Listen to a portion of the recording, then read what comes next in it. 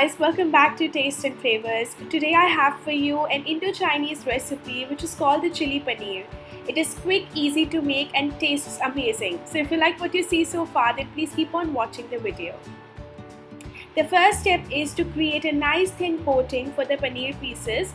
For this we need a few dry ingredients which are cornflour, some salt, some pepper powder and maida, that is all-purpose flour. I'm going to dry mix all of this really well together, and to this I will be adding in some dark soy sauce and a bit of water to make a nice batter out of it to coat the paneer pieces.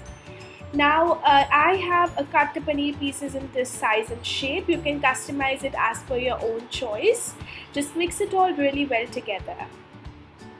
The next step is to shallow fry this. I've taken literally very less oil, and I will be frying each piece of paneer, making sure it turns nice and crispy and there is a nice layer of the coating which is perfectly fried. For the exact measurements of all the ingredients and the quantity, please have a look at the description box below. Once I'm satisfied with how the paneer looks like, I'm going to take it out on a paper towel. If you want to skip this step, you can do that. Also make sure that the paneer does not have a lot of water when you do this. Now I'm going to move on to the final step. For this I've taken a bit of oil, I've warmed it up and added in some garlic, green chilies, onions and colored bell peppers. How beautiful it looks, right? To this I'll be adding in the other sauces, which include some red chilli sauce, a bit of soy sauce, some vinegar and a dash of water just to bring everything well together. Once I've achieved this, I'll be adding in the pre-prepared paneer pieces. If you want, you can double fry the paneer as well to get that perfect crispier coating.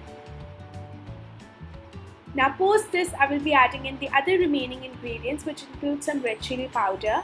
Now I like the chili paneer which slightly looks red in color. If you like the blackish color more, you can go ahead add in more of soy sauce. This is how I like it. You can instead add in more of soy sauce. Now I've added in a dash of salt and pepper to sort of adjust all the flavors, and also I've added in a bit of ketchup. I'm going to mix all of this really well together and we are good to go. For the final touches, I've added in a bit of sesame seeds and the greens of spring onions. You can accompany this along with fried rice, even plain boiled rice or Hakka noodles. I've shared a recipe of that in my previous video. I'll leave a link in the description box so you can have a look at that. I hope that you like spending time with me and that you will give this recipe a try. Do make sure that you subscribe to my channel and also like the video. Make sure to share it with your family and friends. Ring the bell icon so that you can get a notification whenever I upload a next video.